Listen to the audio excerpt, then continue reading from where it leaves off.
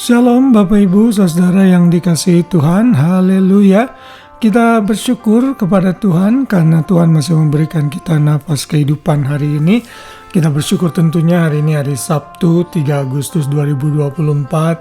Saya percaya saudara sudah rileks sejenak dan melakukan berbagai macam aktivitas. Mungkin melakukan bersih-bersih rumah dan juga mungkin berjalan-jalan dengan orang-orang yang saudara kasihi. Apapun juga kegiatan yang kita lakukan, kita selalu bersyukur karena Tuhan selalu menyertai kita senantiasa. Dan hari ini sebelum kita beristirahat sepanjang malam, ada baiknya kita membuka hati kita, pikiran kita untuk mendengarkan renungan malam sehingga membuat kita menjadi pribadi yang lebih baik lagi melalui siraman firman Tuhan. Dan kita masih dalam tema keluarga Kristen. Kita akan belajar satu hal lagi dari awal mula penciptaan, di mana Tuhan merancangkan kita untuk hidup berpasang-pasangan. Kita akan belajar dari Kejadian 2 ayat 22 yang saya beri judul Pernikahan adalah Rancangan Tuhan. Kejadian 2 ayat 22 berkata, "Dan dari tulang rusuk yang diambil Tuhan Allah dari manusia itu, dibangunnyalah seorang perempuan, lalu dibawanya kepada manusia itu."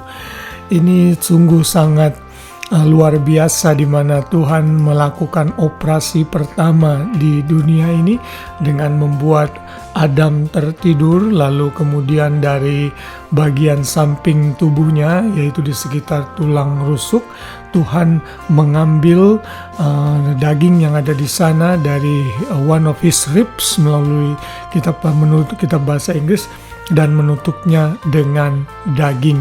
Dan disinilah Tuhan memberikan Hawa kepada manusia itu, yaitu kepada Adam untuk menjadi penolong baginya, yang kita sudah lihat kemarin di dalam ayat yang ke-18. Jadi di sini Adam benar-benar tidak memiliki power untuk menolak, karena Tuhan yang membawa perempuan itu, Hawa itu, kepada Adam.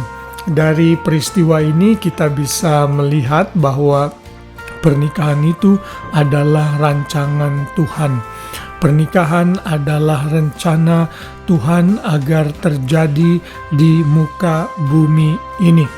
Ini menunjukkan bahwa Tuhan sudah membuat setiap laki-laki dan wanita untuk menikah, lalu menggenapi rencana Tuhan untuk memenuhi bumi dan menguasainya, yang kita sudah lihat dalam Kejadian 1 ayat 28 kemarin.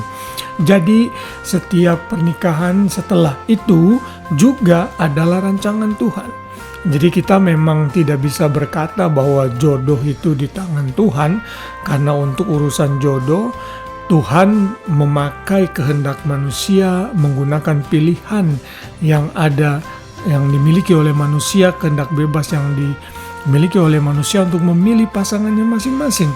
Begitu seorang pria dan wanita bersatu menjadi satu daging dalam pernikahan, maka itu adalah bagian dari rancangan Tuhan.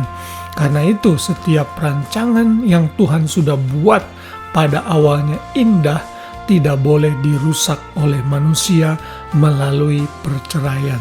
Jadi Tuhan di dalam kuat kuasanya, dalam rencananya, dalam kemahatauannya, Dia sudah merancangkan agar manusia itu tidak hidup hanya seorang diri saja, tapi berdua, berpasang-pasangan, saling menolong, menggenapi rencana Tuhan dan tugas Tuhan yang dibebankan bagi manusia. Saya tidak tahu bagaimana keadaan keluarga kalian semua, saudara-saudara semua, tetapi percayalah kalau mungkin saudara saat ini tidak memiliki keluarga yang harmonis, bukan berarti itu rancangan Tuhan. Tuhan selalu merancangkan yang terbaik dalam hidup manusia, namun seringkali ketidaktaatan, kekerasan hati manusia, selfish, keegoisan yang sudah merusak, yang sudah dirusak karena dosa, membuat keluarga-keluarga itu berantakan. Kalau kita mengerti sebagai suami istri dan anak-anak bahwa pernikahan itu adalah rancangan Tuhan, kita akan berusaha mempertahankannya sesulit apapun. Karena kita tahu rencana Tuhan atas keluarga adalah rancangan yang indah, sama seperti rancangan-rancangan Tuhan yang lain. Karena itu tetap stick dengan pasangan saudara, bina keluarga saudara dengan baik, didik anak-anak di dalam takut akan Tuhan, sehingga kita sebagai satu keluarga bisa tetap menjadi kepanjangan tangan Tuhan menggenapi rencananya di muka bumi ini melalui keluarga kita masing-masing. Sekali lagi biarlah firman Tuhan ini mengingatkan kita untuk bisa mengerti dasar-dasar keluarga, dasar-dasar pernikahan yang kita alami dalam kehidupan kita. Tuhan memberkati kita semua. Selamat malam, selamat beristirahat. Biar kita beristirahat dalam naungan Tuhan yang Maha Kuasa, dan besok pagi kita boleh bangun dengan tubuh jiwa raga yang sehat, dengan rahmat Tuhan yang selalu baru tiap hari. Tuhan memberkati kita semua. Shalom.